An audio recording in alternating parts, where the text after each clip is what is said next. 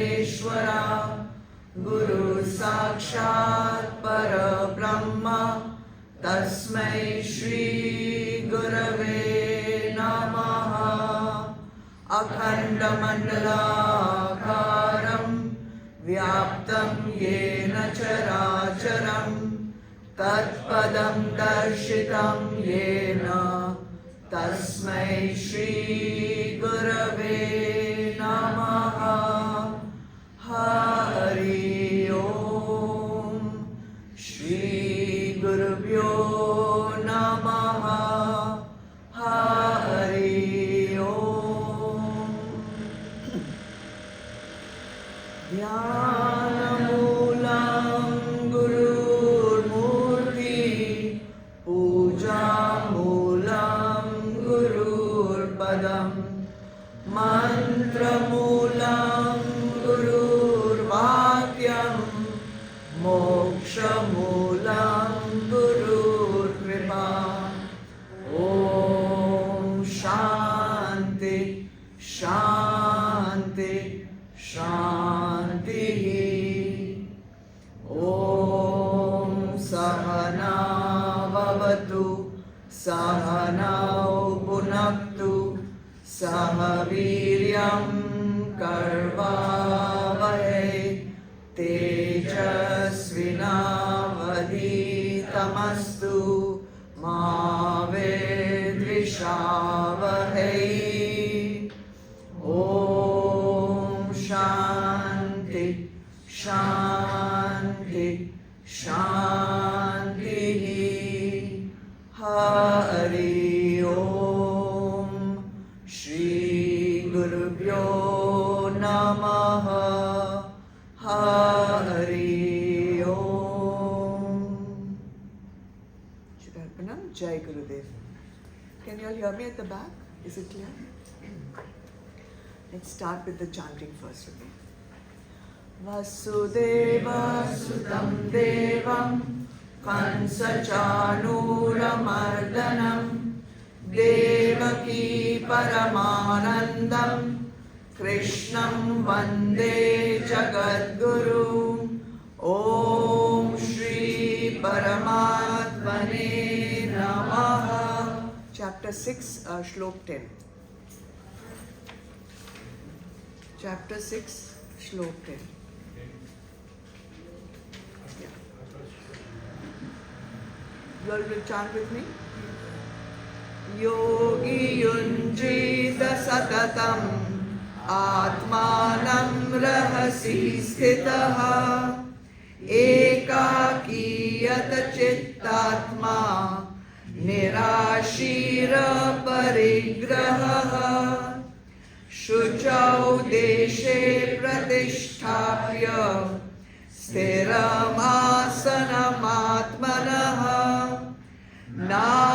Natyujritam Nati Nicham Chailajina Kushottaram Tatraikagram Manakritva Yata Chittendriya Kriyaha Upavishyasane Yunjyat Yogamatma Vishuddhaye Samam Kaya Shirogrivam Dharayanna Chalam Sthiraha Samprekshya Nasikagram Swam Dishashchana Valokayan Prashantatma Vigatbhabhi Brahmachari Vrate Sthitaha Mana Sanyamya Machitto Yukta Asita Matparaha Yunjannevam Sadatmanam Yogi Niyatamanasah Shantim Nirvana Paramam Matsansthamadhigacchati Natyashnatastu yogosti Na chaikantamanashnataha na chati swapnashilasya jagrato naiva charjuna yuktahara viharasya yukta cheshtasya karmasu yukta swapnavabodhasya yogo bhavati dukkha. Om Tat Sat. We'll stop here. I don't think we'll be able to go further than this. Welcome everyone to Bhagavad Gita Shloka 14 onwards today of Adhyaay 6. We have some new people here. Welcome to all of you, and I have almost my full Yuva gang, and happy to see Adhyaay back in Bombay. So welcome Adhyaay. Happy to see you here. Adhyaay 6 is extremely practical, something that is most useful for any sadhak who is on a quest for their spiritual growth. In the first 5 adhyayas, as you know, we got the full teaching of Karma Yoga. What is Karma Yoga? How do you perform Karma Yoga? What are the benefits of Karma Yoga? And basically, why do we do Karma Yoga? What is it preparing us for? And the 6th Adhyaay tells us clearly it is preparing us for dhyan yoga, meditation, right? So, since there are so many new people today, and even our viewers have not been attending the earlier shlokas, so let's go through all the understanding that we've got from the 6th Adhyaay. Firstly, we have to understand that a yogi or a sannyasi is one who has renounced the fruits of the action but not renounced the actions itself. So to be a renouncer, to be a yogi, to be a sannyasi, you do not have to give up any action. What you have to give up is the expectation of a result, of a particular result of that action. Then Bhagavan told us that if you want to start practicing dhyan, then you have to go through the full purification process. Purification of what? Of the body also, of the mind also, the full antakaran. There has to be purification. Purification means what? There are impurities left from many lifetimes of sanskars, which we call mal. And those mal, whatever the impurities are like, mostly kam, krodh, lobh, moh, mad, matsarya, rag, dvesh, ahankar, basically ignorance. So all that has to be cleared out. Desires have to be cleared out, so that when we want to sit for meditation, no unnecessary thought, energy or modifications or vrittis rise from within us. So we have to do that purification, chitta shuddhikaran. Now, in order for this meditation to happen, for this cleanliness to happen, for this meditation to happen, the mind has to be very still. It has to be very sthir, stable, still, silent. And you know that is the complete opposite of what the mind actually is. The mind is very restless, the mind is very chanchal, the mind is very talkative. As you all know, continuously it is doing some gadgad inside. And the reason why it is so talkative, the reason why there is so much activity going on in the mind, if you just boil it down to so many levels, you will find that the main culprit of the mind being so restless is, any guesses? Desires. Absolutely right. So many desires are there, and they continuously keep rising within us, and that imagination, with the desire comes imagination, with the desire comes sankalp, with the desire comes thoughts, so many things go on rising, expectations. And if you are trying to meditate, none of these have to disturb us. So now what does Bhagavan tell us to do? He says that you have to train or restrain your lower self with the help of the higher self. So now we have two selves. One is a lower self and one is a higher self. The lower self is what? The mind. The mind. And the higher self is what? Intellect. But what kind of intellect? Trained intellect. A trained intellect will be able to keep the mind steady. So you think now of the very famous iconic image of Bhagavad Gita. So you have the charioteer and you have the horses, and the horses are held in restraint by the reins. So the higher self, the intellect, the trained intellect is Bhagavan Krishna himself, who has held the reins of the mind. And because of that, the senses, which are the horses, are kept in control. So that is what we have to do in this very broadly, right? Then Bhagavan gave one very nice shloka where he says, the mind can be your friend and the mind can also be your enemy. When is the mind the friend?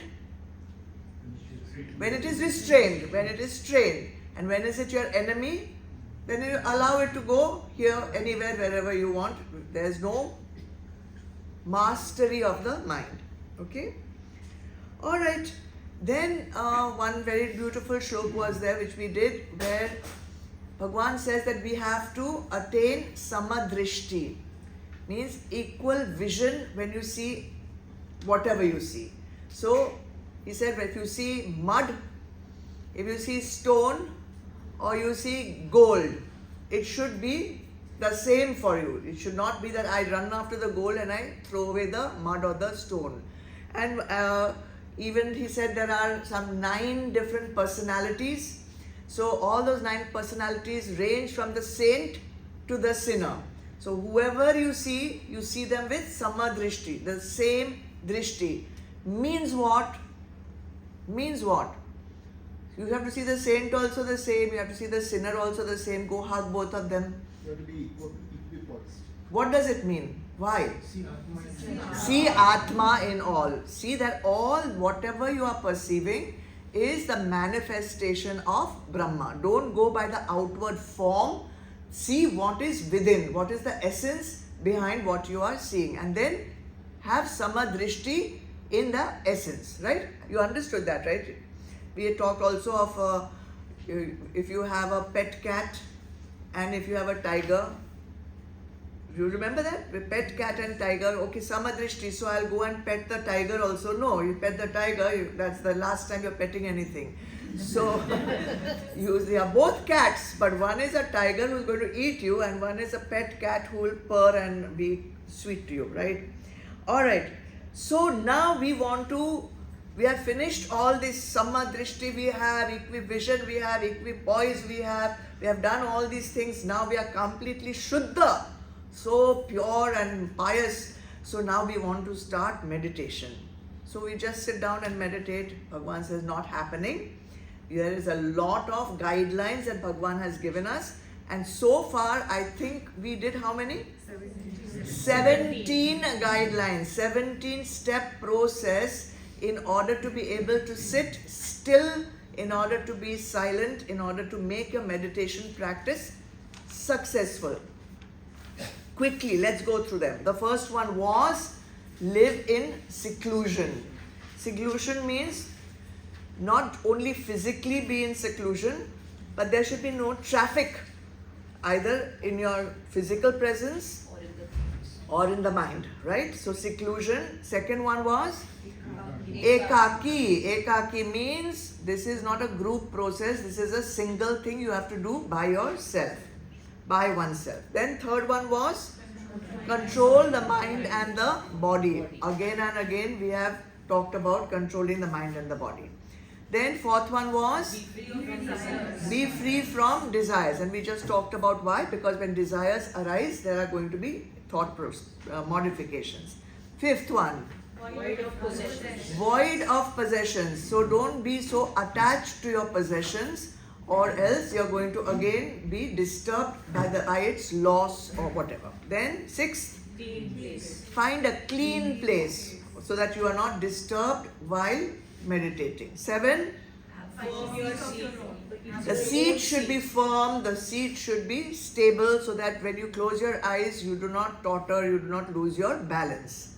Then, not too high, nor too low, not too high because you don't have any day consciousness when you're meditating, you might just fall down. Not too low so that there are no insects or whatever. See, very practical.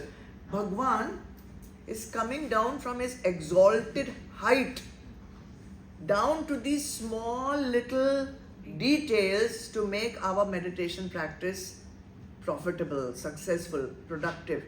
I mean, just imagine the detail at which this whole guidelines are being given. Then 9, covered by an asan. There should be an asan here. We have already learned what kind of asan. Then 10, you should have a single pointed focus in your mind. 11, mind and senses under control. Didn't we see that in number 3? Yes. We saw it in number 3. Again we are seeing it in number 11. Let me tell you, you'll see it again later today. So that shows how much importance is being given to the mind and senses being under control, and why so many times, 3 times, that also we will see a little later, how what is the grading in which this is going to happen. Then where did we go? 12. Concentrate the mind. Concentrate the mind. 13. The head, Body erect. neck, the posture should be erect. 14. Be still. He's not going from here to there. Then steady. Steady means you are in one place only. Don't go on shifting your legs. Don't go on shifting your whatever back. 16. Tip of your nose. Gaze should be fixed. 17. Not looking Don't in look any here, other don't look there, what your neighbor is doing. Okay, so that is 17 guidelines up till now. Any more? Probably, right? Okay, so let's go ahead now with number 14. Let's read it again. Oops. Prashantatma vigatabhi brahmachari vrate sthitah mana sanyamya matchitto yukta asita matparaha. Firm in the vow of complete chastity and fearless, keeping himself perfectly calm and with the mind held in restraint and fixed on me, the vigilant yogi should sit absorbed in me. Okay, you can make out that there are definitely some more guidelines coming here. Let's take the meanings first. Prashant Atma. Prashant Atma means perfectly calm mind. In Sanskrit, Atma can mean many things, not just soul. So here it means mind, perfectly calm mind, placid mind. Vigata bhi, free from fear, fearless.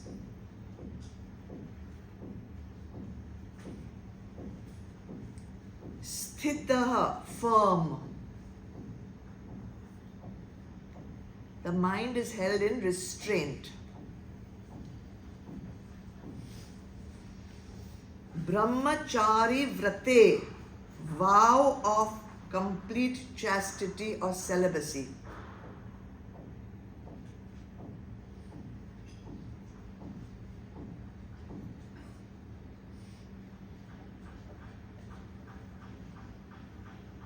Matchitto, mind fixed on me.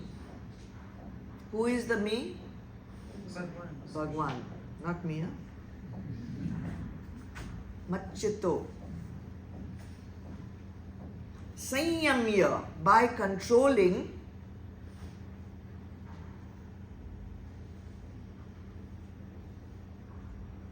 manaha, mind,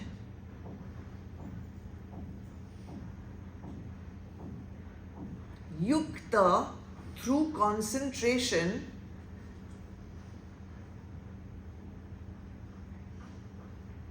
asita, he should remain seated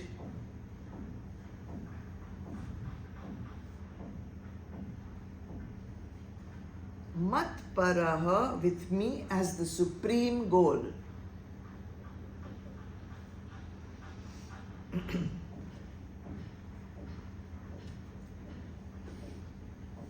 So up till now, Bhagavan has kind of explained what kind of place we should sit to do meditation, what kind of seat should be there, how high, how low, what should be the environment, what should be the thought process, what are the other qualifications we require. Now, the inner qualities required of a sadhak. The inner qualities required of a sadhak are being explained. So, 17 guidelines we did. This is the 18th one. Prashant Atma. Prashant Atma. The mind should be perfectly calm.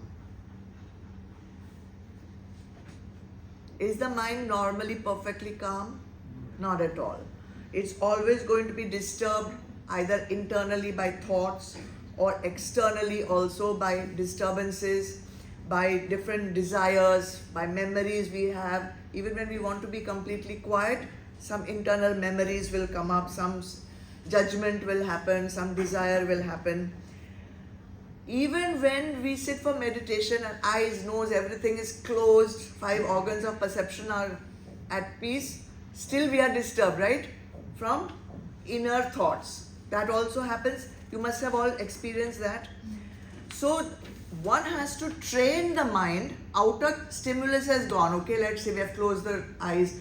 We have made sure there is no noise disturbance. There is nobody cooking batata in the kitchen, so you're not getting disturbed by the smell. Everything is completely at, in your control. But how to control this involuntary rise of thoughts, etc. So a trained mind is one that will not get distracted by any thought modification. It's not difficult. It is not that easy because thought just rises by itself. There's not like a lid that you can just put on it. So there is a training has to be done. Okay, let's suppose the thought suddenly arises. Then don't react to it. So this is how to train. Train yourself not to react to the thought. So suppose suddenly you think of, who shall we say? Think of your best friend. Thought came of your best friend. Now thought came, it's a nice thought. Then you say, oh, we'll meet, then we'll go to Starbucks, have coffee. So you have reacted. So when the thought comes, don't react. Don't follow the thought also. Okay? Then don't create any new thoughts also. All these things happen to us. So we have to be vigilant. Okay, now you thought of your pleasant friend, but what happens if you think of someone you don't like? Unpleasant person, whoever that may be. Of course, by this time you shouldn't be passing judgments on people. But who knows, it is rising from somewhere involuntarily. There also don't react, don't follow, don't also say, go away, I don't want you to. That also, you have got disturbed. When you say stop, then also you have got disturbed. So you have what to do now. So the first time when we started these sadhanas, we learnt about witnessing.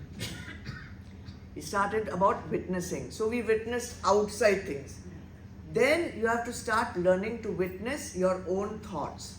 Start witnessing your own emotions, your own vrittis. So it's easier, not that it's easy even to witness the outside stimulus, but it's definitely more difficult to witness your inner stimuli. So, but that's what you have to do if you want the final goal. So, in the beginning, we had given one sadhana. When the thought comes, say delete. You remember this? Long ago we had talked about it. Delete. But at this stage, that will also, see, you say delete, you are out of meditation. By the time you say delete, your meditation also deleted. So now what to do? You let that thought come and you let the thought go. If you are sitting here and you see a cloud in the sky, can you stop it? No. Can you hold it? Can you follow it? No. The cloud has come with the breeze and the cloud will go. Thought will come and thought will go. Do not engage with the thought in any way, positively, negatively, or anything. The minute you do delete means khatam. You are also deleted from your meditation. So if you can keep your mind placid, prashant atma, if you can keep your mind placid like this, like the water in a lake, na? Lake there is no inlet and outlet. Lake is limited. So water can remain still. River moves. Sea comes and goes. But lake, if it is normally in a good surrounding, it will just stay placid. If you throw a stone inside, it will get ripples. So like that, you're engaging with the thought is like throwing the stone in the water of the lake. Don't throw any stones inside. That's it. Remain placid. Okay, so that's your number 18th guideline. Lot of work to be done in just one guideline. Huh? Don't get distracted, don't react, don't follow, don't do delete, don't do this, don't do that. Okay, just, what is that bhajan we do? What is that bhajan? Kuch lena na dena, magan rena. That's it. That's all. See, that's why I love bhakti also. Because in bhakti, when we do bhajans, it's not just we are just singing like crazy people. There's so much to learn from the bhajans in a musical way. And it engages you. And the thing, like Anju was telling me the other day, when we do bhajan on Friday, then some of the songs and some of the lyrics, they stay in the mind. You go home, you're still, humming it, you're still singing it. And for 2-3 days at least, that effect goes. So there's a great benefit in attending bhakti. So that's why I love it. Alright. Number 19, guideline number 19. Vigata bhiha, fearlessness. See, Yuva gang, we are talking about meditation. You are thinking now what we'll do with all this meditation and all. I'm telling you, all these 17, 18, 19, 20, I'll be going till 25 today. You see how this applies to your life. If you want to study, you want to do your exam, you need a placid, calm mind or not? You do. Do you need a quiet place where you can study? Yes. Do you need to keep your senses under control? Yes. You need to have a clean place? Yes. Clutter of books and pizza box and phone, mobile and all will not allow you to study properly. So all these things, that is the versatility I love of this. A student can also use these guidelines. Someone working in an office doing a project can use these guidelines. Someone cooking in the house can use these guidelines. Meditation, to reach your final goal, also you can use these guidelines.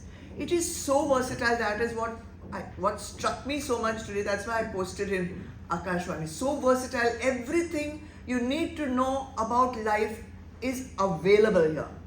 So you see all these points in terms of your studies also.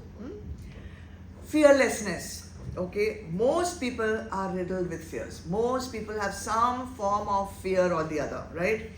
And the reason why many of their projects or wishes or things do not get successful is because of fear. They are afraid of things. So what is fear? F-E-A-R. We have done before. False evidence appearing real. So you see something, it appears very real. And of course the Vedantic example of seeing the rope in the dark, and because it's dark you cannot see it is a rope, you fear it is a snake. So like that, there are so many other fears which we have. Now some may be real also. Some may be real, but most of them are imagined. Most fears are imagined because of so much of conditioning from so many lifetimes. We have accumulated fears from our childhood and even from past lives. If you were to analyze any of the fears which you have, just go on saying, why do I fear this? Then you'll get some answer. And why do I fear this? You'll get some answer. Why do I fear this? It will all boil down to one fear only. What would that be? Death. Finally, it will boil down to fear of death. Existence is what we want. And all the fears going down is fear that I will no longer exist. And this is a very strong instinct, existence. That is why fear paralyzes. There's a thing called fear paralysis. Because you are so afraid, you just don't want to do it. There's something called fear paralysis. So this fear, where is this fear?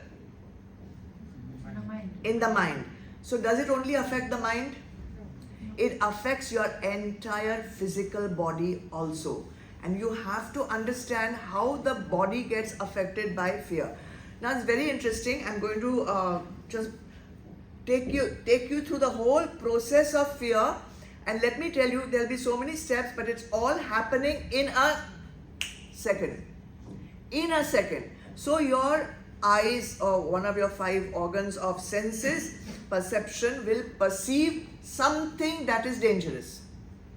You'll see, it could be anything. And there are so many different fears. So let's not go into the kind of fears. First, you perceive danger through any stimulus. The minute you perceive danger, your thoughts are hijacked. They don't go through the normal process network. They are hijacked. And they are hijacked by a part of your brain called the amygdala. Okay? So the thought just goes to the amygdala. What does the amygdala do? It presses one panic button.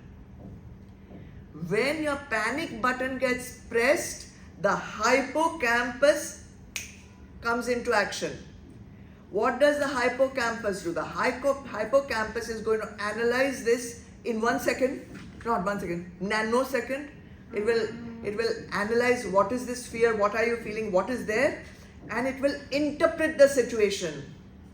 Depending on the interpretation of the situation, your brain starts secreting neurochemicals, different hormones, different chemicals, and those chemicals will go, depending on the interpretation, to different parts of your body to deal with the danger it perceives. So what happens? So many physical changes happen in the body. What happens? Firstly, the heart rate goes up suddenly. Have you ever noticed? When you're afraid, dug, dug, dug, dug goes fast, right? And blood pressure also increases because there's a danger. Blood pressure goes up, heartbeat goes up, breathing becomes fast, yes or no? Have you ever felt fear? Has it ever happened to you that, your heart starts beating fast and you start breathing fast? Why does it happen? Why is your heart beating fast? Why your breathing is going fast? You need more oxygen to deal with the situation that is present. At the same time, your digestion goes down. You start getting butterflies in your stomach. Your digestion goes down. You don't want blood to go in the stomach. You want the blood to go in the legs so you can run from the danger. The blood has to go into the hands so you have reached the fight or flight mode. Either you fight the danger or you flight, means you run away. So if you feel you are stronger than the danger, you will fight it. If you feel the danger is stronger than you, you will be in flight mode. You will run away. And all this is happening how fast? Less than a second. Less than a second probably. I don't know. I have not measured. So this is called stress. This is called stress. And this is the modern day's silent killer. And this is coming from Stone Age. This is coming from God knows how many centuries, because they needed this kind of compensation by the body, because there were wild animals. There were, tigers and lions and God knows snakes in your vicinity where you lived, and you needed to survive. But we live in urban jungles now, and we have a different kind of wild animals. We are surrounded by them. So we have to also deal with, who are those wild animals? All of us, right? So we also have to deal with these stressors, and we are continuously dealing with these kind of wild stressors. That is why I just spoke to someone the other day. Actually, she's a blood technician, and she's telling me that the maximum now cases are coming of people dying of sudden cardiac arrest at the age of 25, 30. This is quite ridiculous. So this is all happening because of fear. Now you can see that there is movement going on in the head, in the mind, in the heart, in the breathing, in your stomach, in your legs. Conducive for meditation? No. Not at all. Not at all. And we are talking here about guidelines for meditation. So all these fears have to be recognized. What am I feeling so scared about? Understand that basically it is a fear of death. So how to get over fear of death?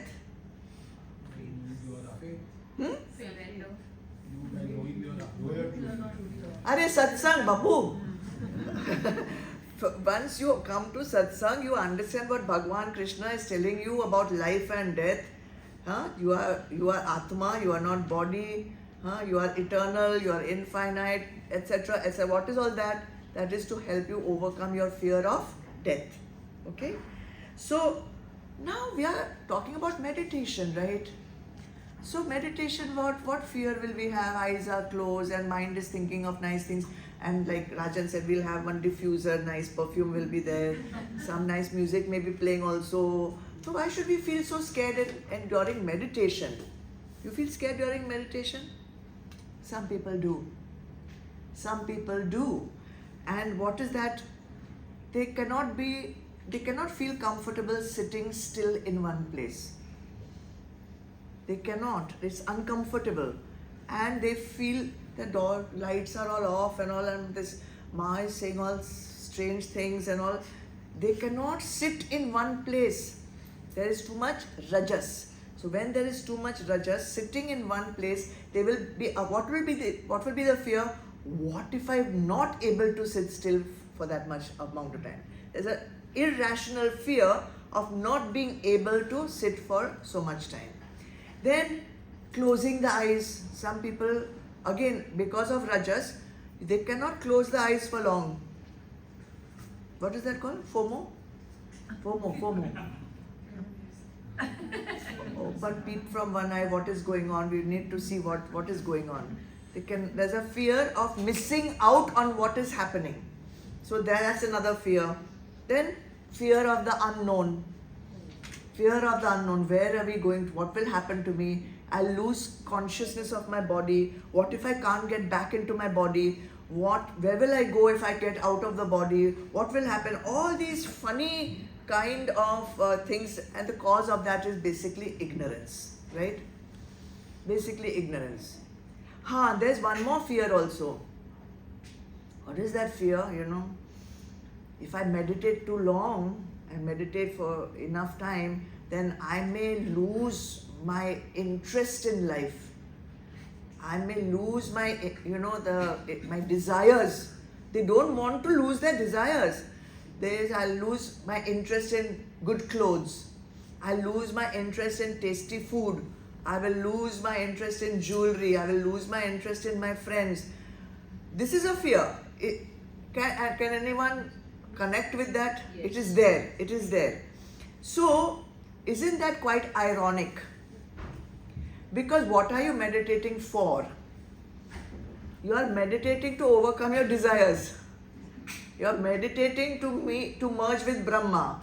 You are meditating to rise above the known into the unknown. And now you are afraid of the things you only want. It is quite funny actually to think of all these things. So,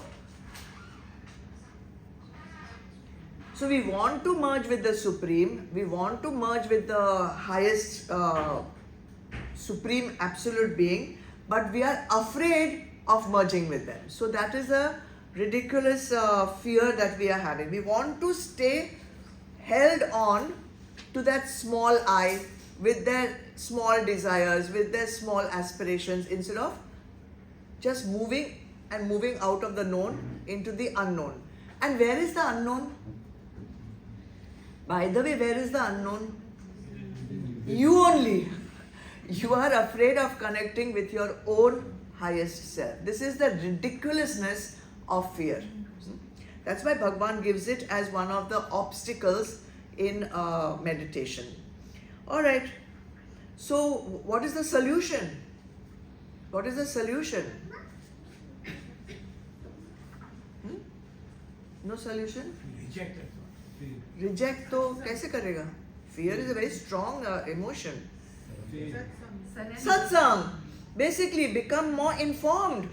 Become more informed. Face your fears. Find out what is at the bottom of your fear.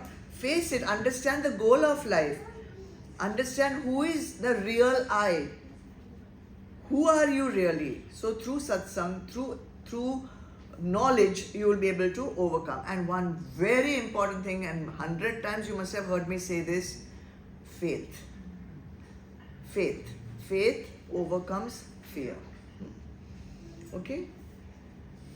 So, the best way to overcome all these fears and false notions and false thinking is karma yoga.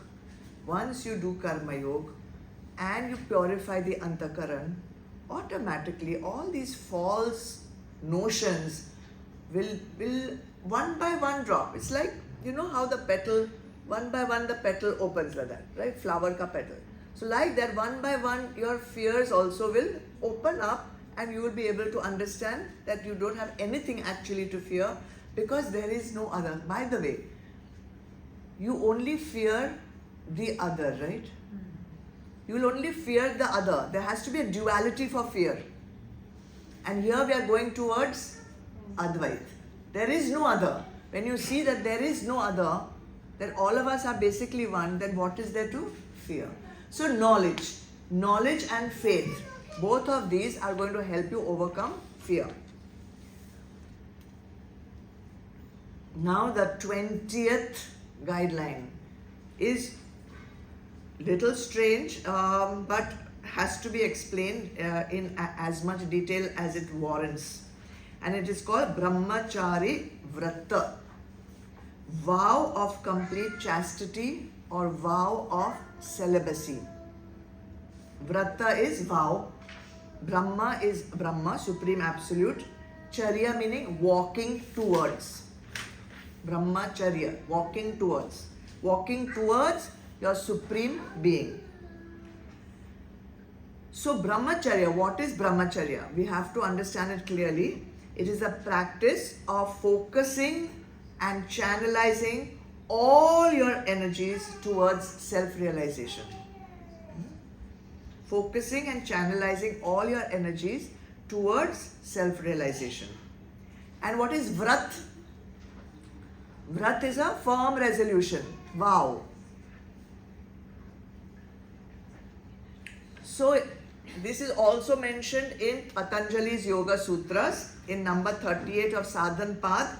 Patanjali Bhagavan has written, Brahmacharya Pratisthayam Virya Labha, meaning great strength comes when you are celibate. Great strength comes when you are celibate.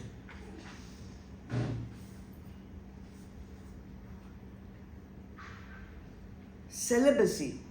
What is celibacy? It is not just a mastery of your sex organs.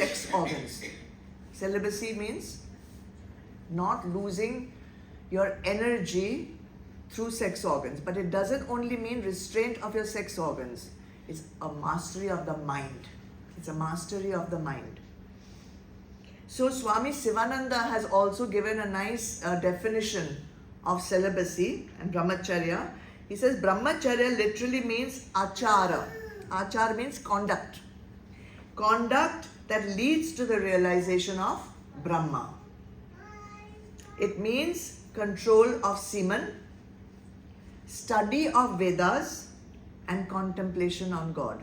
There are three things involved in brahmacharya. Self-restraint, control of semen, study of the Vedas, and contemplation on God. I'm going to explain this in detail, so don't be too alarmed, because I know this is not a very practiced guideline.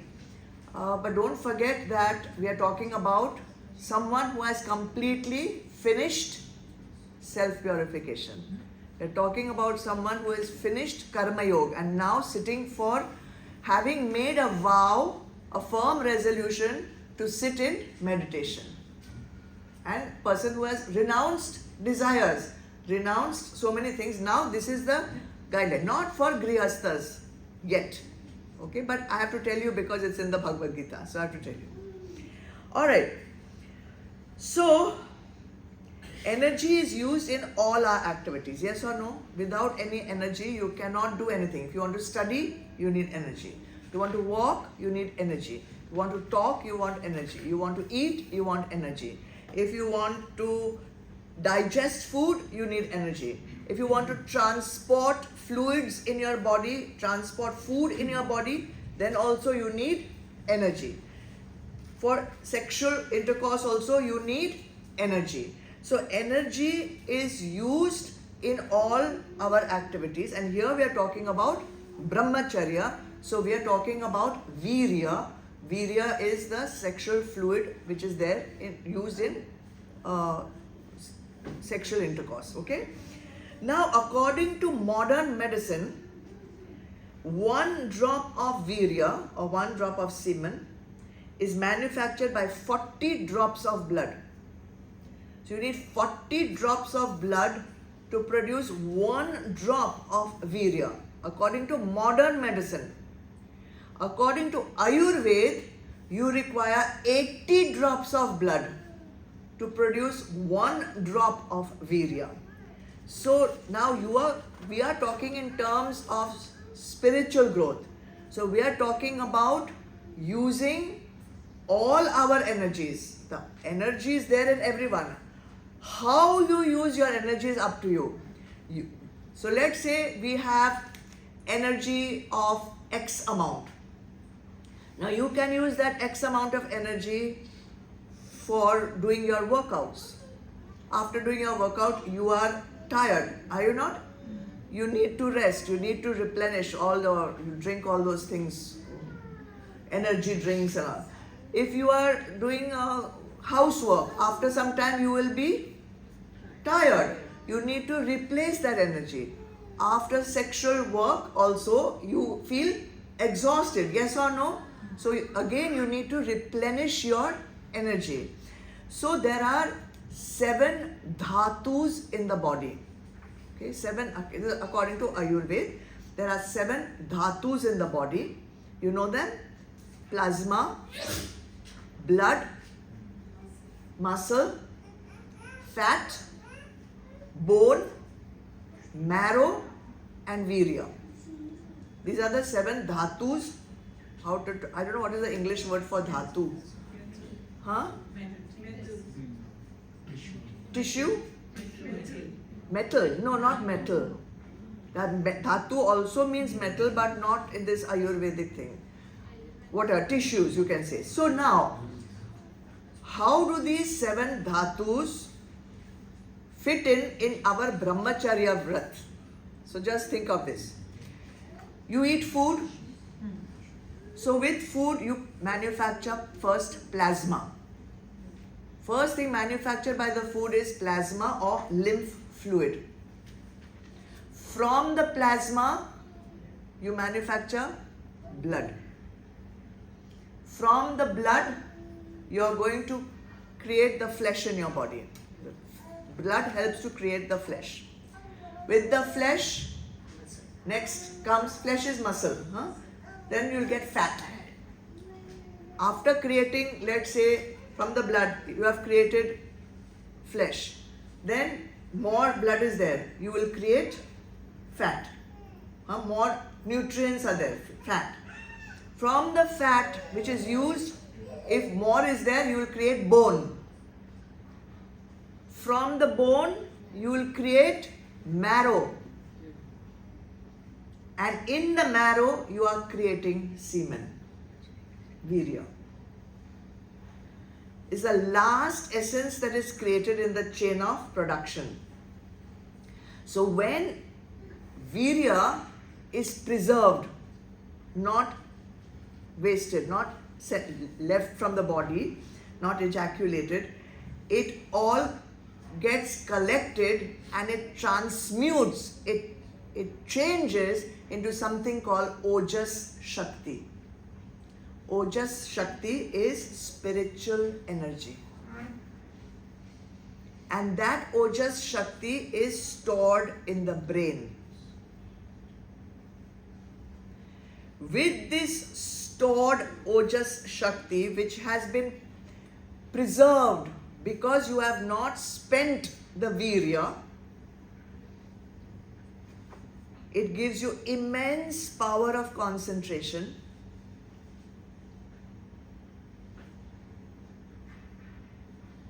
Gives you immense willpower, and it helps you to concentrate in meditation. So unfortunately, it is for meditation practice, preserving this vital fluid becomes very important. If you are not able to sit for meditation long, that means you have not preserved enough of Ojas Shakti, and you are not produce enough Ojas Shakti because you have not preserved enough of Virya. And that is why Brahmacharya is important for meditation. Okay, not for any moral reason or not for any other reason. You don't want to meditate, by all means you can spend all your Virya. No, I have no problem with that. But if you want to, I mean, it's your choice. I'm not advocating it. I'm just explaining Brahmacharya Vrat. That's all. Okay. So that is your 20th guideline. Now, 21st guideline. Mana Sanyamya. Self-control. Again and again and again. So we had the third guideline was also control of senses and mind. The 11th one again was the same, and now 21st again the same. Why Bhagavan three times is saying the same thing? Did he want to just reach 25 guidelines? So he decided to put 3 times the same one. So imagine 3 means right in the beginning. You have just had a secluded place. You have found one ekaki, you have to do it alone. And then he said, third one, mind. So he said, now in this situation, use sama and dhamma. And that third guideline is for using in the beginning shama and dhamma. And don't forget, shama and dhamma are part of your shat sampatti, for which you qualify for Jnana Yoga. So it's a very initial sadhana.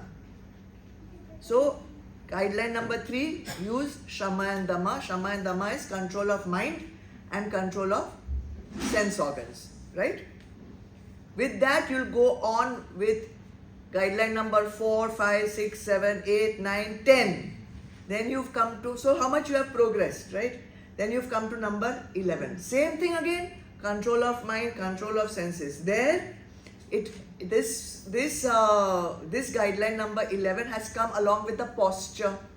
Sit still, sit erect, don't move here and there. So in that context, control of senses and control of sense organs and action, organs of action, along with the mind. So that way, adding with posture. And now, much more advanced, from 11 you have done sadhana number 12, 13, 14, 15, 16, 17, 18, 19, 20. Now 21st one. Bhagavan is giving you the more advanced, secret almost, of controlling your mind and senses. So now we are doing that. So there's a progression in how to control your mind and how to control your senses, starting with Shamadama, adding posture, and now. Bhagavan gives this secret. What does he say? With the mind held in restraint and fixed on me, the vigilant yogi should sit absorbed in me. What does it mean?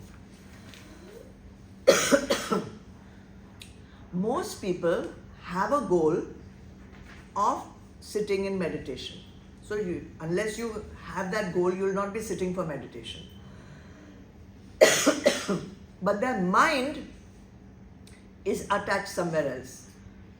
The goal is something else and the mind is attached somewhere else. That mind has not been brought in sync with the goal.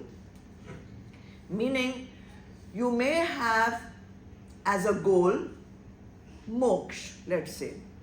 You may have moksha as your goal. But your mind is attached to Vishais. So there is no syncing of mind with the goal. You may have a goal for winning the Olympic medal in running. So you need to do some kind of training for that. But the mind is still attached elsewhere in eating some wrong food or not going for training, going into something else.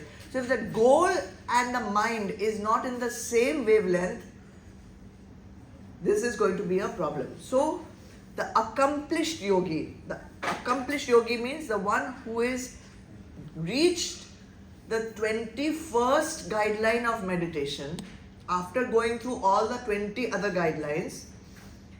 He says that the goal of moksha and whatever he has in his mind should be the same. So what should that person have in his mind? When you are meditating with a goal of moksha, what should your mind be fixed to? Aham Brahmasmi. It should be fixed to Atma. If your mind is wandering here and there, it is not going. So the secret is what over here? Control of mind and senses. Fix your mind on me, he says. Fix your mind on me. Fix your mind on Brahma. Where is Brahma? Your Atma. So when you are meditating, you fix yourself inwards on your Atma. That is what it means. Bring your thinking inwards to your Atma. I got water. It's okay. If it's to moksha. If you are meditating you could be meditating for many reasons. You could be meditating for health. If you are meditating for health, let your mind be fixed on your health. If you are meditating for relaxation, let your mind be fixed on relaxation. But here we are talking about meditation for spiritual goal, for emancipation, for liberation. So if you are meditating for liberation, your mind should be fixed on Atma, within.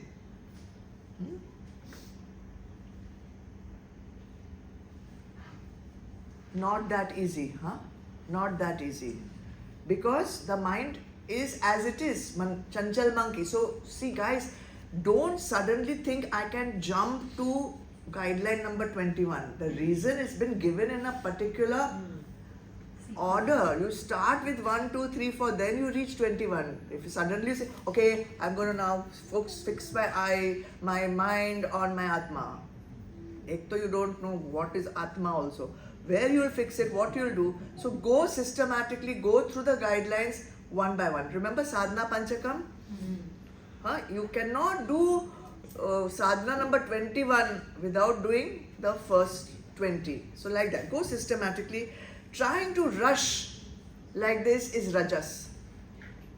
Trying to rush to a higher sadhana is rajas. If you are just jumping to a higher sadhana, you will not, unfortunately, you will not reach that stage which you are aspiring for, and also you are losing precious time where you have not done the earlier preparation. When you'll do all this and you're sitting quietly and your mind is on moksha, you want to reach moksha, your mind is on Atma, you have done all these things, then what will happen? Meditation will happen. Meditation happens. You cannot force yourself to meditate. You cannot make yourself meditate. Just like you cannot make yourself go to sleep. Can you? Can you say, now I'm going to sleep? You will wake up more.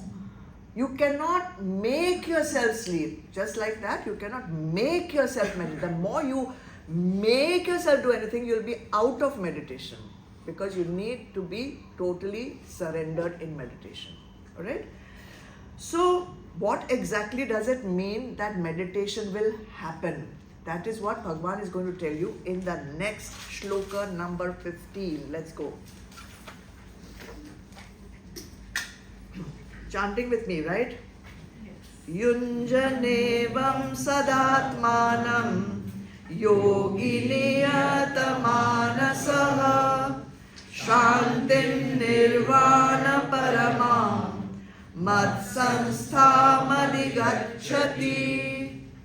Thus, constantly applying his mind to me, the yogi of disciplined mind attains everlasting peace consisting of supreme bliss which abides in me.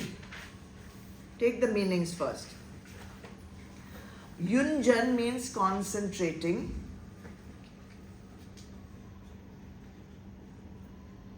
Atmanam means the mind again.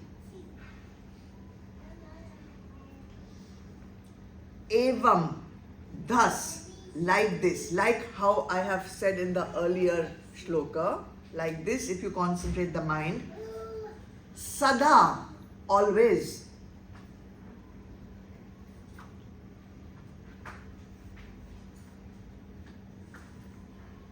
Yogi niyata manasaha, the yogi or the meditator of controlled mind.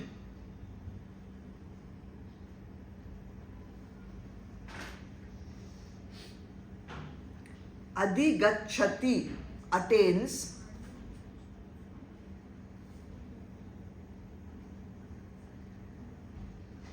Shantim, peace.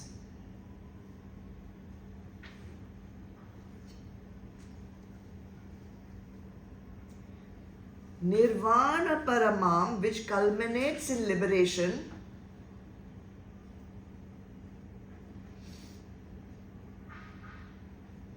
Mata sansthama, which abides in me.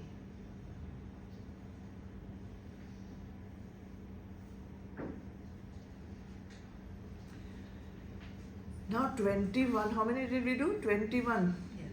21 guidelines. You are thinking like, be serious. You think I can do 21 things just to meditate? This list seems to be never ending. Will I ever be able to meditate? So, it's just not my cup of tea. You might just decide, forget it. Who wants to do all these things? It's too long. You have not yet developed the nishtha required to sustain 21 steps of guidelines before you can meditate. You might think of giving up the quest totally. And Bhagavan, being so astute, feels that so many people sitting in Chembur Center are feeling like that. So he takes a pause. He says, I'm not going to give you any more guidelines. I'm going to pause, wait, don't give up yet. I'm going to tell you the benefit of doing these 21 guidelines. I'm going to tell you why I've told you to do so much. And it's a very small shloka.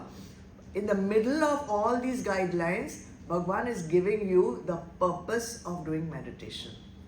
One small little interjection just to motivate you. Listen, don't give up yet. There is a reason why I'm telling you to do all these things. And what is that benefit? Shantim nirvana paramam. Peace that culminates in liberation. What liberation? Not just from your spouse, not from your boss, Not from the neighbor who troubles you every 2 minutes with some complaint. It is freedom from endless cycles of life and death. Freedom from desires so that you are always content. Freedom from all the karma that you have collected over so many lifetimes. Freedom from all the dukhs that you have in your life. If you think about that, what am I getting by doing this 21 guidelines? This is what I'm getting.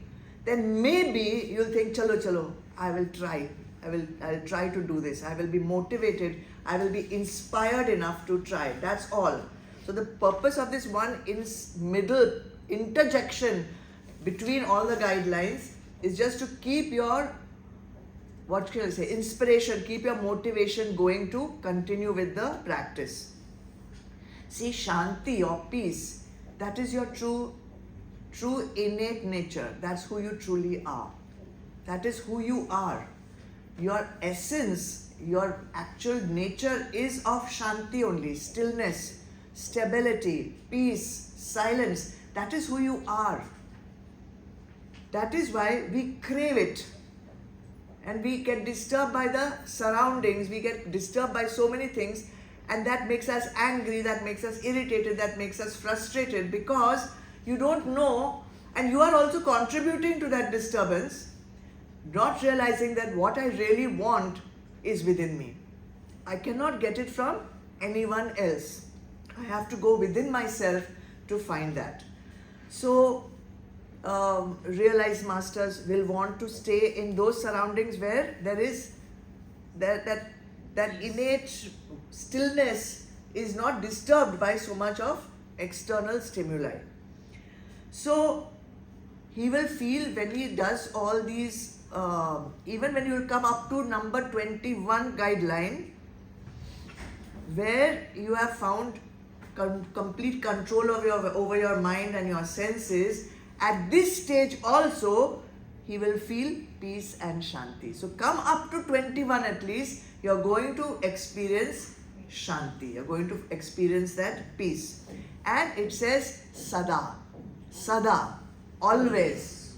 Always. You're going to understand, if you are able to control your mind, able to control your senses, then you will feel that peaceful state that yogis feel, Sada.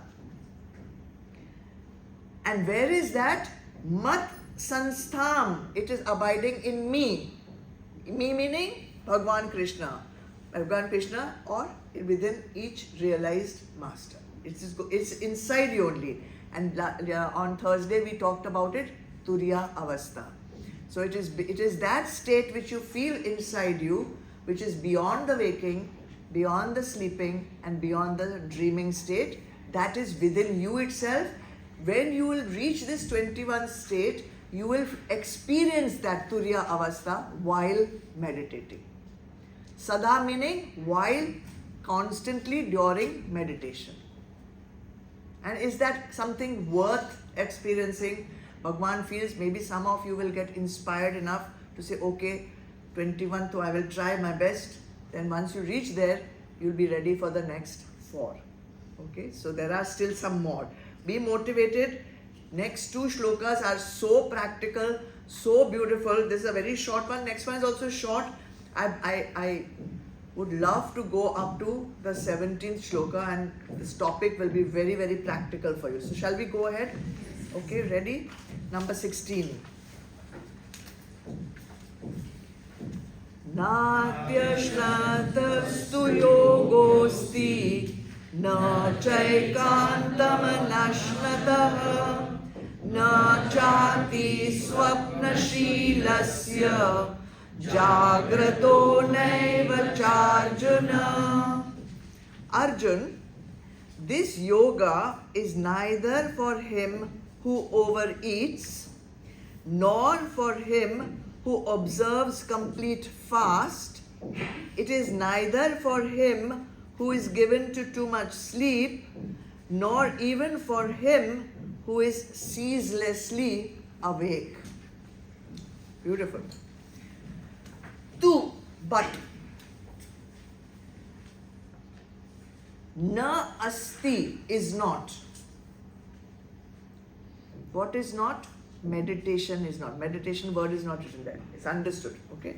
But meditation is not ati ashnata, for one who eats too much.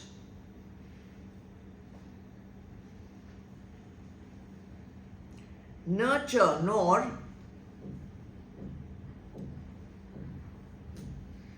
anashnata, for one who does not eat. Ekantam, at all.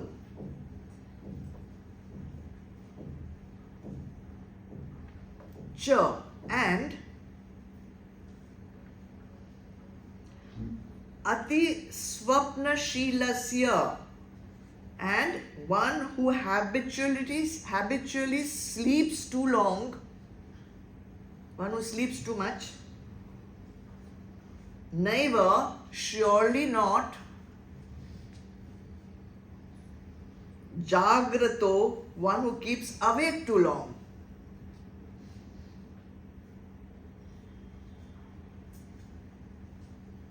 Bhagavan is giving us the most mundane sounding advice. Don't eat too much, don't eat too little, don't sleep too much, don't sleep too... Bhagavan is telling you this.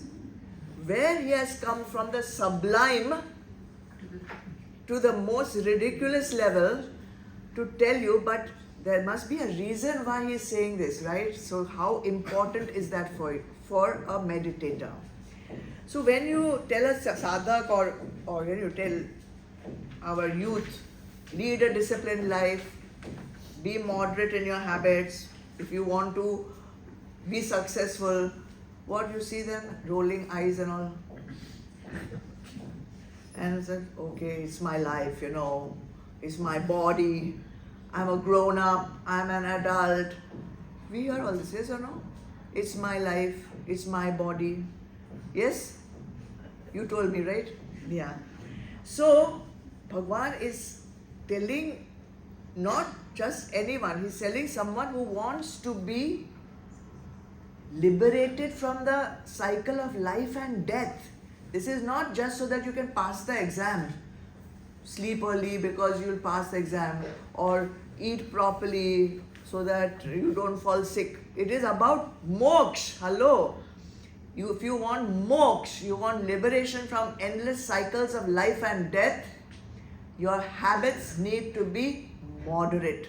Your habits need to be disciplined. And where does the word disciplined come from? Disciple. Disciple. That is who? Sadhak.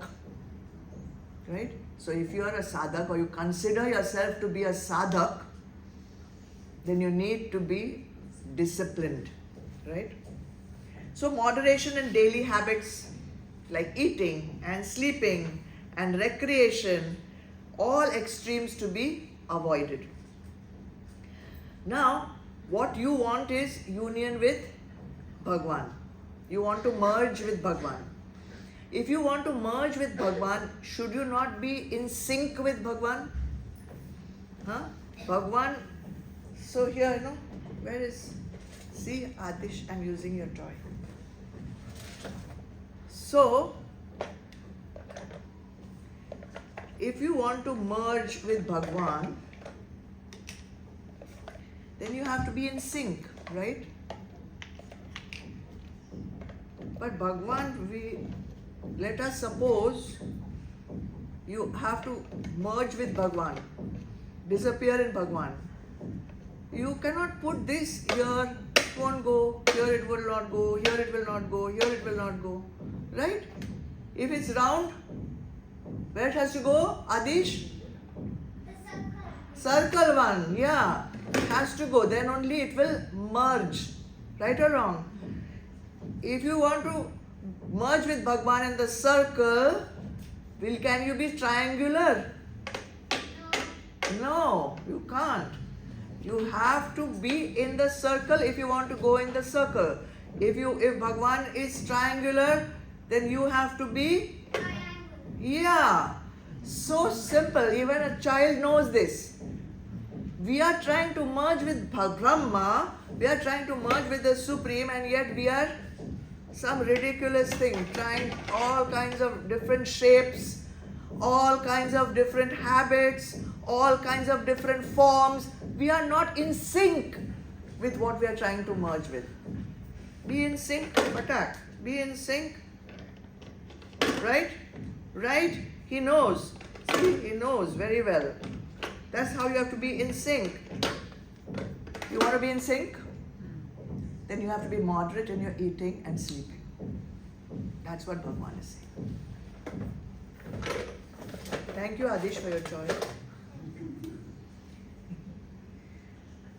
Be in sync. So the first thing is you cannot put a square peg in a round hole. If Brahma is the way Brahma is, you have to be like Brahma. So the first thing Bhagavan talks about is food. The obstacle is that we are not eating the correct food. We are not see, Gokul is going to be really happy with this part. This yoga is not for those who overeat, and neither is this yoga for those who observe complete fast. Okay, fasting also is good up to a point, not complete fast. If you want to achieve it, there are people who achieve high goals. They dedicate their life to it, right? Like, who shall we say? Like Sachin Tendulkar. If he wanted to reach the heights of his cricketing career from young, I think from school days, he must have dedicated his life to practicing again and again at the nets, yes? So anyone who is a singer or who is a dancer, anyone who wants to accomplish one height of something, the goal is high, he needs to lead a disciplined life to be able to do that kind of a training. So in one yogic text is there, Satpatha, Brahmana and Bodhayana Smriti, the shlok number is 2722, is written very clearly, all as is well known, if one eats that much food which is within one's capacity, then it sustains him. It does not hurt him. This is, I'm quoting the English from that text. If he eats that which is more, it hurts him, it harms him. And that which is less, it does not sustain him. So neither you eat too much, nor you eat too less. Therefore, it says a yogi should not eat food which is more or less than what is suitable for him. Now, what is suitable for you is very subjective. It depends on each person's constitution, it depends on each person's temperament, it depends on each person's workload. Long ago, we used to talk about this topic and we said, are you a, what is it? Hosh or, what was? Hosh or Josh? Are you leading a life of Hosh or are you leading a life of Josh? Josh means you are doing labor, hard labor, doing a lot of hard physical work. Then you need more food. And you are doing work of Hosh, means mental work, sitting down, sedentary. Then you need moderate amount of food. But see, don't misunderstand. A lot of mental work requires a lot of nutrition. A lot of energy, basically what you use for mental work is sugar. Your brain only works on the sugar available in your blood, not in your muscle, not in your tissues. So if you are doing a lot, like when you sit down and work on Bhagavad Gita and things like that, or study, do Adhyaay, a lot of energy is used up. So don't just, Hosh means you think properly how much you need to eat, okay? So if too much food is eaten, let's say, generally, average, we're talking now average, forget Hosh, Josh and everything. If you eat too much food and you sit for meditation, possible? No. Why? One is you'll fall asleep because blood will go directly into the stomach, you'll fall asleep. Second, Second, You'll be uncomfortable. why? Because it's too heavy in Your stomach. digestive system is working. You have eaten, your digestive system is at work. Meditation is stillness. Meditation requires stillness, sthirta, stability, not work.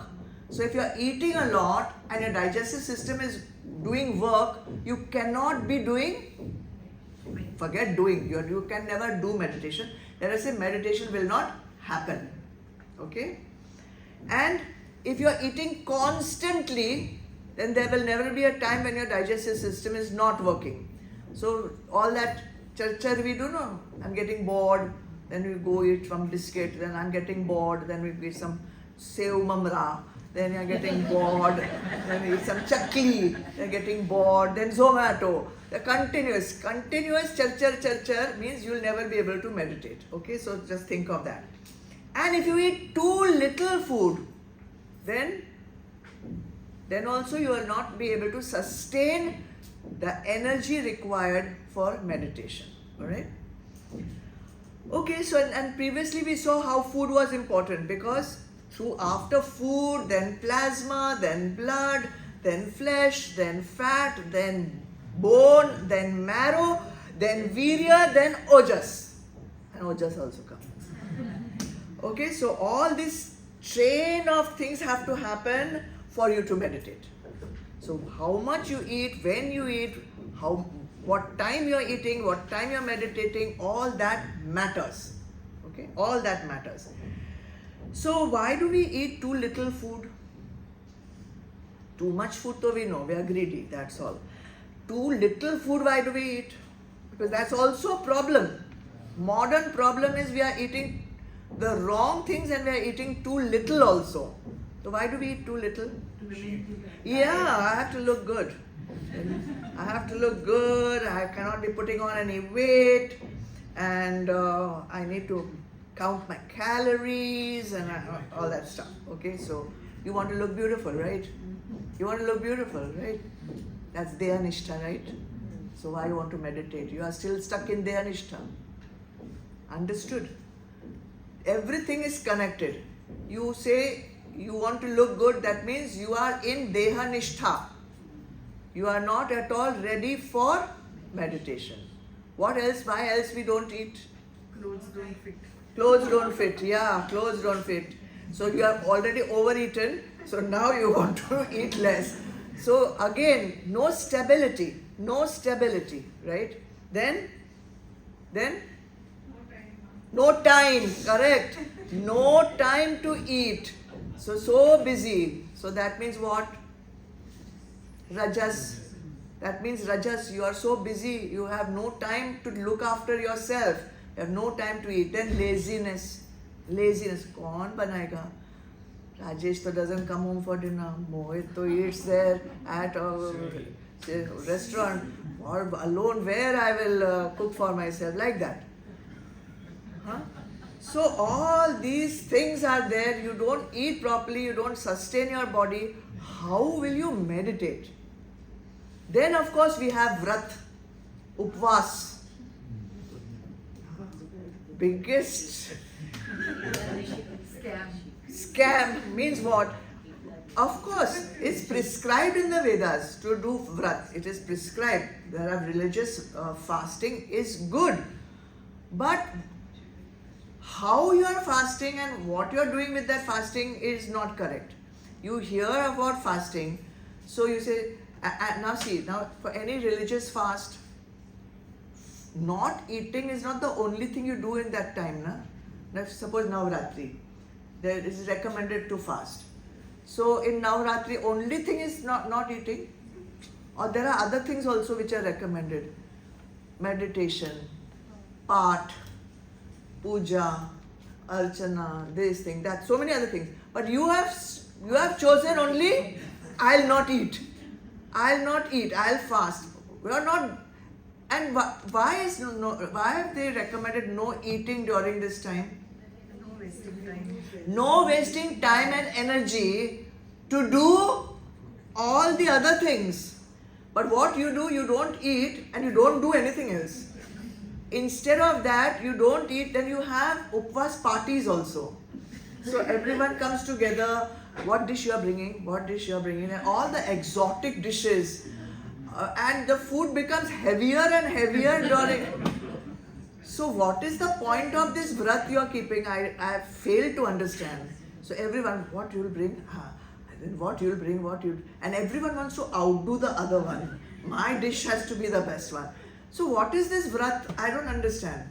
Better than that is, forget it, don't do it only, and at least do the other part and the jap and the puja and the whatever else you need to do. So eating food, eating delicious food, and then saying, I'm doing vrat. That is not actually what is meant to be done. So neither eating too much nor eating too less. Then sleep. Sleep is the most neglected aspect of either your physical well-being or your mental well-being or your spiritual well-being. We never consider sleep. So Bhagavan says, neither this yoga is for one who sleeps too much, nor is it for one who sleeps too little. Okay? Too much sleep means tamas. Too little sleep means rajas. Practice moderation. And I am not going deep into this because the next whole shlok is guidelines of how to eat properly and how to sleep properly. So let's directly go to the next shlok. More details why meditation and discipline is necessary. And this is the last one, I promise you, because it finishes the topic and I'll be very happy with that. Number 17. Yuktahara viharasya yukta cheshtasya karmasu yukta swapnavabodhasya yogo bhavati dukkhaha. Yog, which rids one of woe, is accomplished only by him who is regulated in diet and recreation, regulated in performing actions, and regulated in sleep and wakefulness. Clear instruction. Okay? Take the meanings. Yog meaning meditation.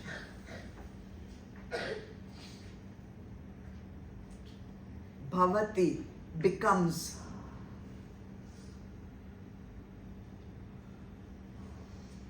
Dukkha, destroyer of sorrow. So why are we meditating? To get rid of our dukkha. So meditation becomes a destroyer of sorrow. Yuktahara viharasya, of one whose eating and recreation are regulated. Meditation becomes a destroyer of sorrow of one whose eating and recreation are regulated.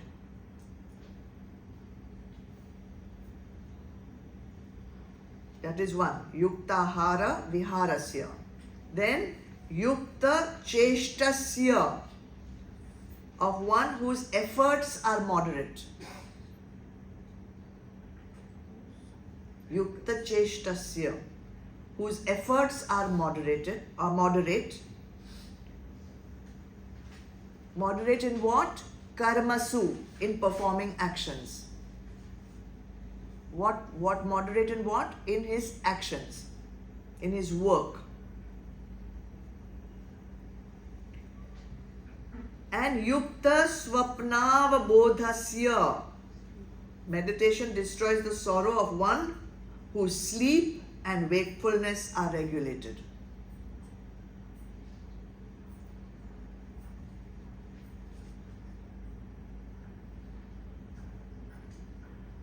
Clearly Bhagavan is saying here, if you want to reach your highest goal, It will be impossible if you do not regulate your food, your work, and your sleep.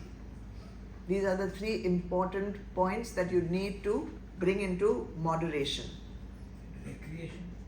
Recreation, I'm coming to it. Food and recreation is together. We have put ahara and viharasya. The thing is, we say, why so much importance has been given to these three aspects? Food and recreation, work and sleep. See, these are all to do with the body, right? We say, well, the body is mine, I can do whatever I want with it. And then there's also one thought, I am in search of moksha. I am not the body. So I am not the body, so I don't need to pay any attention to the body. Why the hell do you eat also? You see, you have to eat. If you are not the body, why do you sleep? If you are not the body, why do you do anything? So the point is, this is a wrong notion to say, I am not the body, so I can just do anything, because I am a what? Spiritual being. Okay. The point is, this body, firstly, does not belong to you to do whatever you want with it. It is not your choice. The body has been loaned to you at birth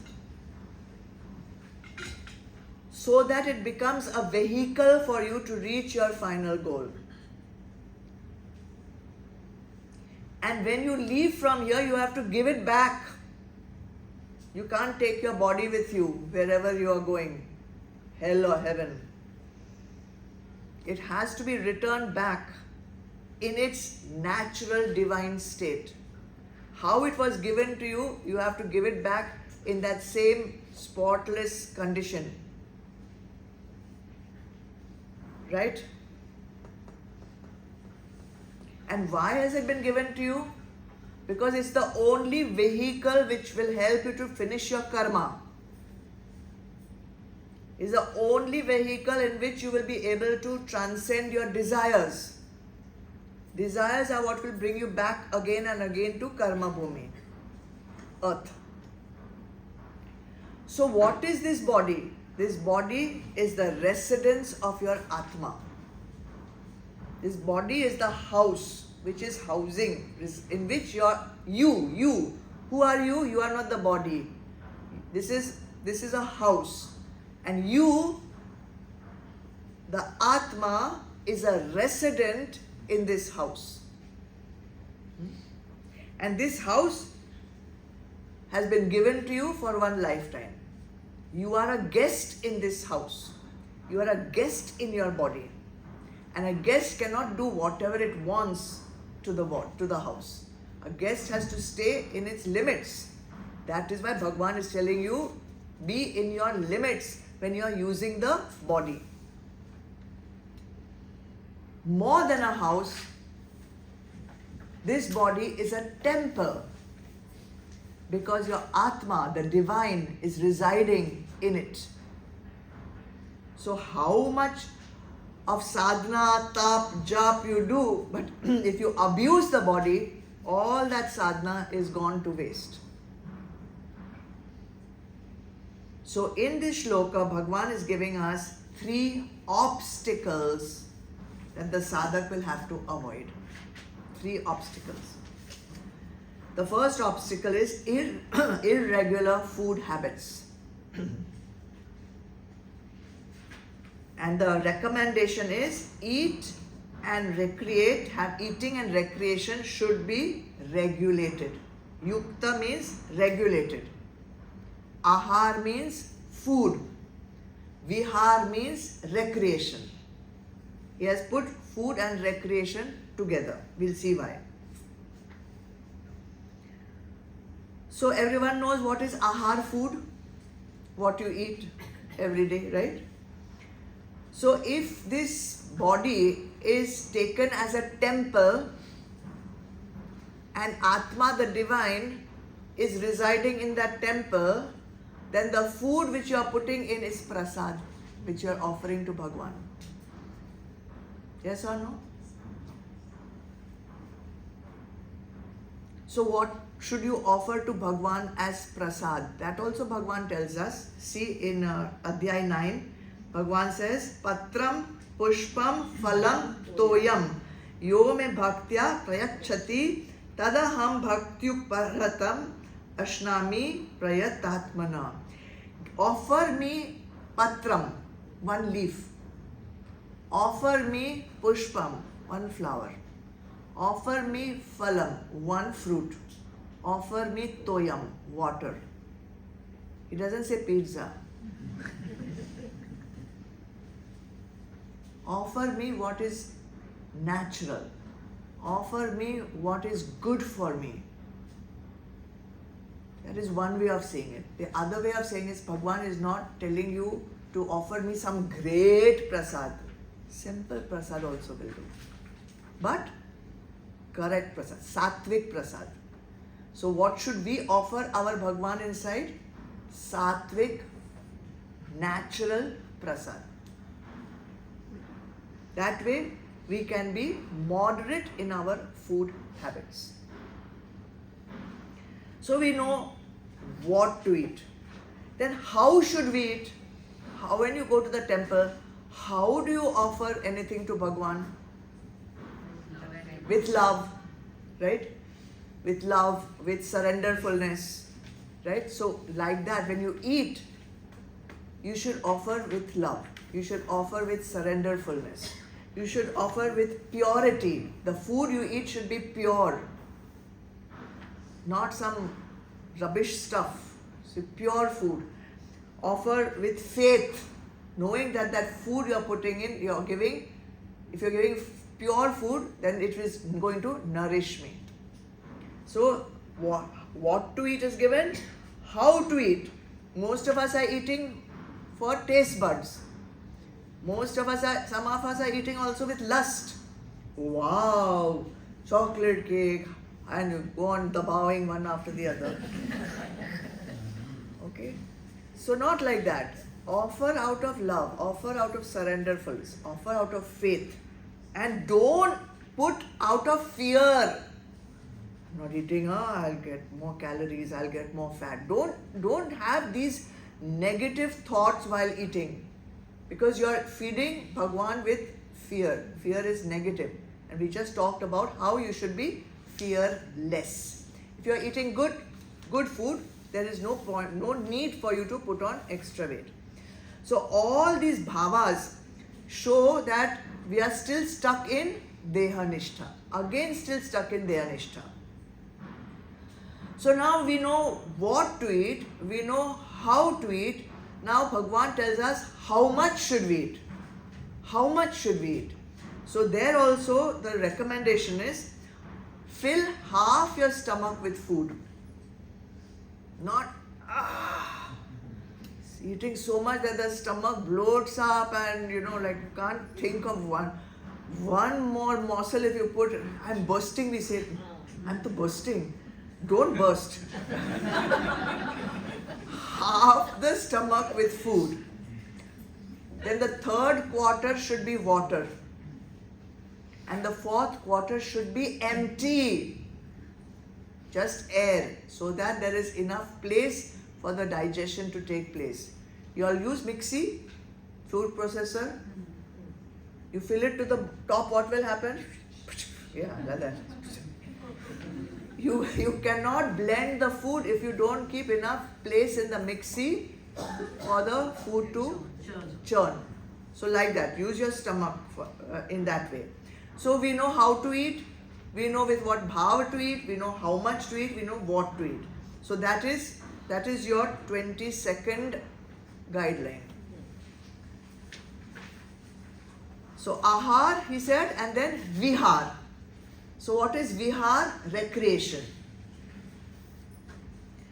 So just because we are spiritual aspirants, or we are sadhaks, or we are diksha students, or we are come to satsang, we don't have to be like zombies, like ekdam serious. And if you smile also, people will not think that we are very serious in our spiritual journey, and we should be very grave and morose and look very like, some professor or something. Bhagavan is saying, have a sattvic balance of appropriate seriousness and appropriate relaxation. So what is appropriate?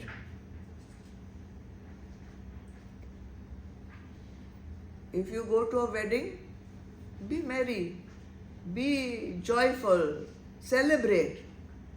The same, and if you're going to Sangeet and all, you can dance also, no problem. But then don't do that in satsang. Understand? Appropriate. Okay? In bhakti, you have to sing. In meditation, you have to not sing. But when we come to bhakti, we close our eyes. Why closing your eyes? Why not? Why? Your bhakti, you have to sing. You have to be filled with elation. Don't know whether they're sleeping or what. Nobody knows. So appropriate relaxation and appropriate merriment. That's the way Bhagavan has said. So ahar and vihar, why both have been joined together? Ahar is input we put inside in the form of food in the mouth, right? Hopefully. And vihar is also input we put through the 5 organs of perception. That is why he has put vihar, recreation. Recreation is an input we give to our eyes. Recreation is an input we give to our nose, ears, tongue, skin, touch. These are all, we take recreation through our organs of perception. So they are also inputs. Roop, Ras, Gandh, Sparsh, Shrab. These are all 5 organs of perception. They are also a kind of a ahar which provides vihar. It's a food which provides recreation. So all these inputs should be sattvic. That's what he's trying to say. All these inputs should be sattvic. Why should they be sattvic? Because then they will nourish the body. They will support the body in your journey for meditation. So if you see the word recreation, you go to the Latin root, it comes with re, re. Re means again. And creare is to create.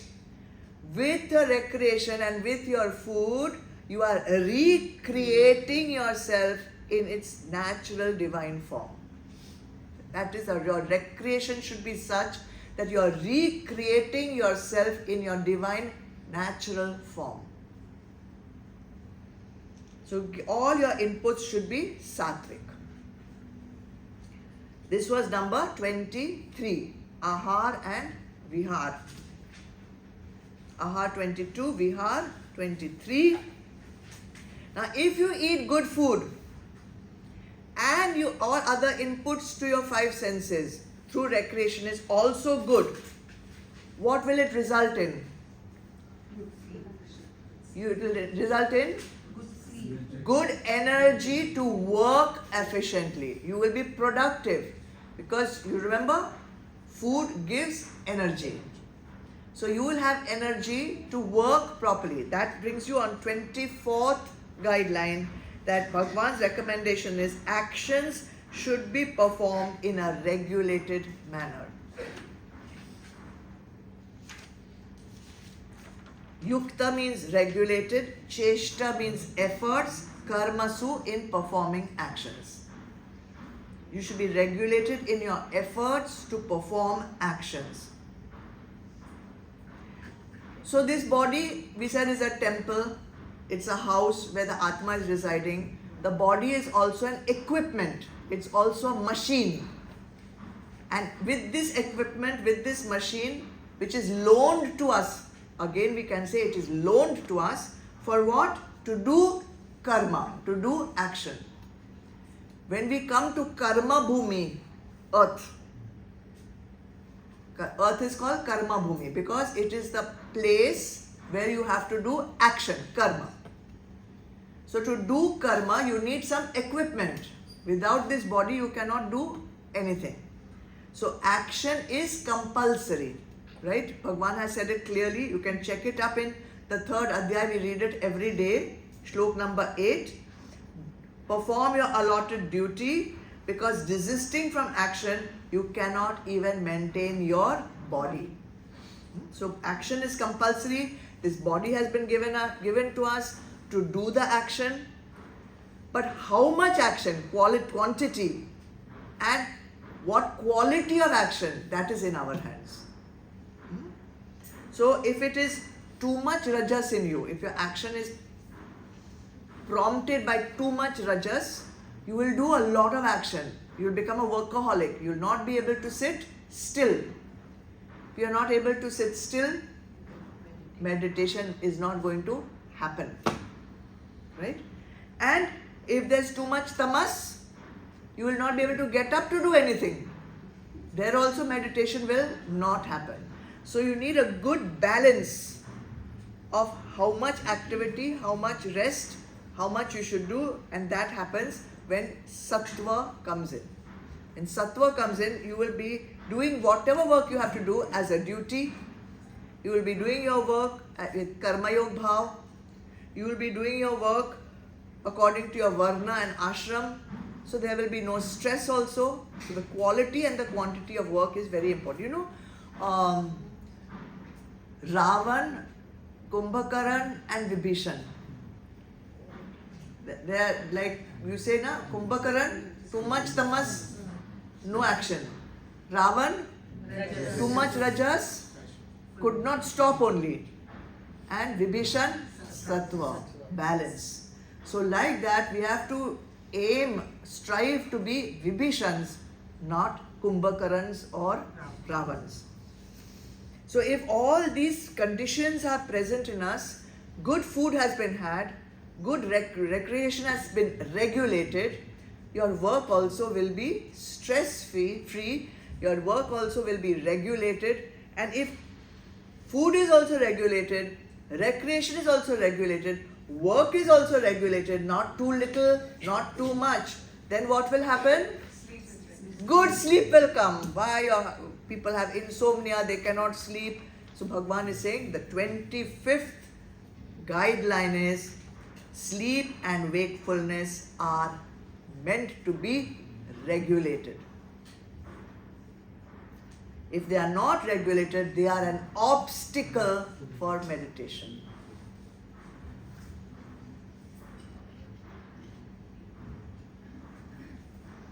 So if you see, highly advanced spiritual, adepts, their life is very regulated. They don't like to waver from their timings. Their sleep is at one time, their waking up time is one time, their food time is one time. Everything is regulated. It should be like that. You should aspire for that, okay? They have fixed times. Now because they are living such regulated lives, they may wake up very early. They may wake up during Brahma Muhurat. They may wake up at 3 o'clock. Because then they have been told, people have been told that if you want to be like this, advanced person, then you should wake up like him at Brahma Muhurat. Now, the yogi is waking up at Brahma Muhurat because his entire life is regulated. That is why he can wake up at Brahma Muhurat and meditate. But if your entire life is not regulated and you try to wake up in Brahma Muhurat, you'll wake up also, but I don't know what you'll do at that time, because you try to meditate at that time, you will fall asleep, and because you've woken up so early, the rest of the day also you'll feel like sleeping. So don't try to follow one aspect of something just because it's the easiest thing to do. It's an entire lifestyle, it's the entire whole package that you have to. He's not only telling you to wake up. He could have easily said, wake up at Brahma Muhurat. Bhagavan is not telling you to wake up at Brahma Muhurat. Why you want to wake up at Brahma Muhurat anyway? Just wake up aram se, and when you are fresh, then you'll be able to meditate properly, you'll be able to do all the work of the whole day also properly. So, if you just try to do one aspect of the recommendation, neither you'll do that properly, nor you'll be able to do anything else also properly. So get enough adequate sleep. Follow the circadian rhythm. Circadian rhythm is according to the sun. The body knows the correct time where it can do action properly. It knows the correct time when the body is closing down, organs are closing down, digestion is slowing down. That is the time you have to sleep. When you want to do work, when body is closing down, and when the body is active, we are sleeping. So all gadbad is happening. So Bhagavan says, if you want to be a good meditator, in this shlok, 3 things you have to be careful about. What is that? Ahar vihar. Then work.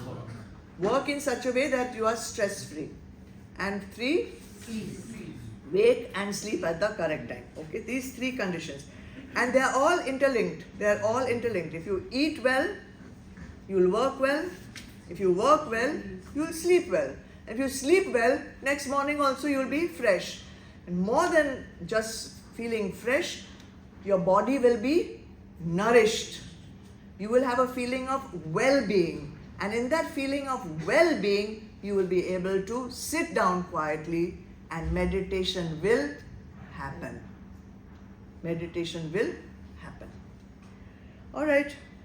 But all this, Bhagavan says, why we have to do all this just to meditate? So Bhagavan gives us the clue here. Yogo bhavati dukkha. Meditation destroys sorrow. Meditation destroys sorrow. Follow the guidelines. Meditate. All your dukh will be taken care of. It will go away. Dukh means what? What exactly does it mean? Eradicate all sorrow. What does it mean? Moksha. It means moksha. What is moksha? Moksha is the absence of sorrow. That's all. Moksha is the absence of sorrow.